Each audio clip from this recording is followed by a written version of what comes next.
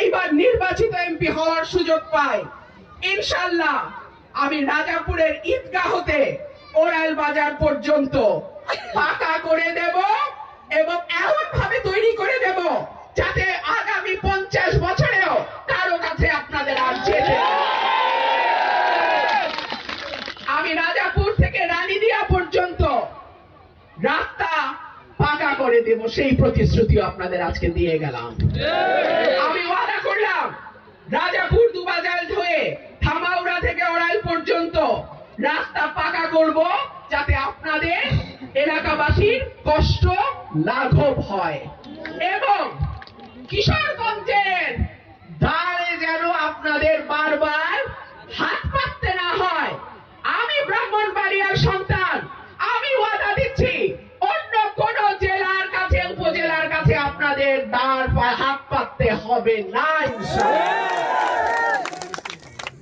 আমি ওরাইল ব্রিজ সহ রানীদিয়া কাকুরিয়া হয়ে রাজাপুর লঞ্চঘাট পর্যন্ত ইনশাআল্লাহ আমি রাস্তা পাকা করে দেব এবং একটা ভালো স্কুলের কথা, এমপিওভুক্ত স্কুলের কথা আপনারা বলছিলেন। আমি বিশ্বাস করি আজকে যে শিশু আগামী দিনে সে বাংলাদেশ তৈরি করবে। আজকে যে ছোট্ট শিশু তাকে যদি আমরা সুশিক্ষায় সুশিক্ষিত করতে পারি, ভালো স্কুলে দিতে পারি, ভালো কলেজে পড়াইতে পারি, ভালো বিশ্ববিদ্যালয়ে দিতে পারি, আগামী দিনে সে আমার বাংলাদেশটাকে নতুন ভাবে তৈরি করতে পারবে ইনশাআল্লাহ। সেই লক্ষ্য মাথায় রেখে যাতে মাইলের পর মাইল আমাদের বাচ্চাদেরকে হাঁটতে না হয়, দৌড়াইতে না হয়, আপনারা যেন নিজের ইউনিয়নে গ্রামের পাশে একটা ভালো স্কুল পান, সেই ব্যবস্থা ইনশাআল্লাহ আমি করে দেব। আরেকটা কথা, রাস্তাঘাটের অবস্থা তো আমি দেখলামই। আমি তো দেখলাম কিভাবে নদী গান পার হইয়া ট্রলারে করে আমার আসতে হয়েছে। একটা ভালো স্বাস্থ্য কমপ্লেক্স এমন ভাবে আমরা তৈরি করব যাতে ডাক্তার ওষুধের জন্য আপনাদের আর কোথাও দৌড়াদৌড়ি করার দরকার না হয়। আমার যে যুবক ভাইরা আছে তাদের কর্মসংস্থান, তারা যেন ওরাইলের মাটিতে বসে, তারা যেন রাজাপুরে থেকে দুবাজাইলে থেকে তাদের জীবিকা নির্বাহ করতে পারে, আয় করতে পারে, রোজগার করতে পারে, ঘরে বসে রোজগার করতে পারে।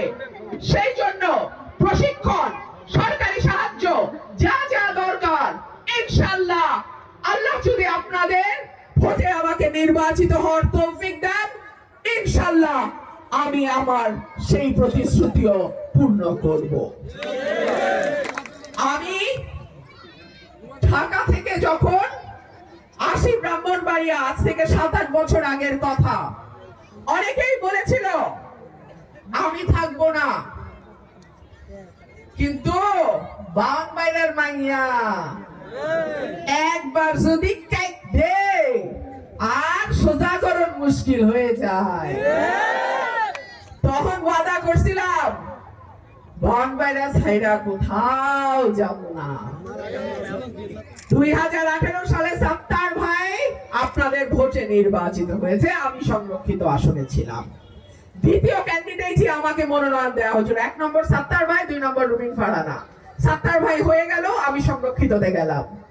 কিন্তু 25 পর্যন্ত মাটি কামড়ায় পড়ে আছে, এটারে কয় বান বাইরার মাইয়া। একবার যখন আইছি কবরও হবে আপনাদের এলাকাতেই। আমি আমার কাছের যে মানুষ যারা আছেন, আমার সঙ্গেই থাকেন, আমার পরিবারের সদস্য, তাদের সবাইকে বলা আছে আমার মৃত্যুর পর আমার লাশটা যেন আমার সরাইলের মাটিতেই দেয়া হয়। আমি জীবনের যে কয়টা দিন বাকি আছে আপনারা জানেন, আমার কোনো জিফুত নাই যার জন্য আমার 100 কোটি টাকা বানাইতে হইব। আমার কোন জিফুত নাই যার জন্য আমার টিয়ার খামিকার টাকা মাইরা দিতে হইব। আমার কোন জিফুত নাই যার জন্য আমার টেন্ডারের টাকা 10% লইতে হইব। আমার কোন জিফুত নাই যার জন্য আমার দুবাইতে, লন্ডনে, এইখানে ওইখানে আরেকটা বাড়ি করণ লাগবো। আমার যা আছে আমারই মানুষ আছে। আপনাদের ভালোবাসায় আমি বেঁচে থাকি, আপনাদের ভালোবাসায় আমি আমার কবর পর্যন্ত নিয়ে আমি কবরে যেতে চাই। আমার প্রিয় ভাইরা, আমি আমার বক্তব্য আর দীর্ঘায়িত করব না, মাগরিবের ওয়াক্ত হয়ে গেছে। মা বোনরা অনেক কষ্ট করে আসছেন, আমার প্রাণের মা বোনেরা, আমার কলিজার টুকরা মা বোনেরা বড় কষ্ট করে আসছেন। আপনারা দোয়া করেন, আপনারা দোয়া করেন যেন আপনাদের মনের আশা আমি পূরণ করতে পারি। আপনারা দোয়া করেন যেন আপনাদের ভোটে আপনাদের দায়িত্ব আমি নিতে পারি। আপনারা সবাই ভালো থাকবেন। আর একটা কথা বলে শেষ করি, বহুত চেষ্টা হয়েছে বিএনপির মটকানোর, ভাঙ্গার, পারছে? বহুত লোক দেখাইছে, একটা দুটার বাইরে এই কোটি মানুষের দল থেকে কাউরে ছুড়াইতে পারছে? সুতরাং এখন যারা হাইব্রিড কাউয়ার মতন কাকা কাকা করে, তাদেরও বলি বিএনপি কিন্তু দিন শেষে সাচ্চা প্রেমিকের দল। এটা 17 বছরে বিএনপি প্রমাণ করছে। যখন বিএনপির দুঃসময়, খুব দুঃসময়, আমি বলছিলাম বিএনপি করতে কলিজা লাগে, কলিজা ছাড়া বিএনপি গরম যায় না। বিএনপি করে মামলা খাইতে হয়, হামলা হয়, বাড়ি ভাঙে, উঠায় লয়ে যায়, চাকরি চলে যায়, ব্যবসা চলে যায়, নানান রকম। কিন্তু বিএনপি করতে কলিজা লাগে। যাদের কলিজা আছে বিএনপি তাদের দল। বিএনপি নিয়ে ষড়যন্ত্রের চেষ্টা করবেন না। অতীতেও কেউ সফল হয় নাই, এখনো কেউ সফল হবে না ইনশাআল্লাহ। আপনাদের সঙ্গে আবারও আমার দেখা হবে।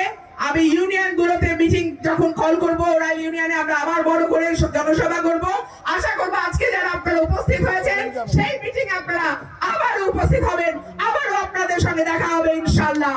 বাংলাদেশ জিন্দাবাদ, বাংলাদেশ জাতীয়তাবাদী দল জিন্দাবাদ, বিএনপির দেশনেত্রী বেগম খালেদা জিয়া জিন্দাবাদ এবং অ্যাক্টিং চেয়ারম্যান জনাব তারেক রহমান জিন্দাবাদ।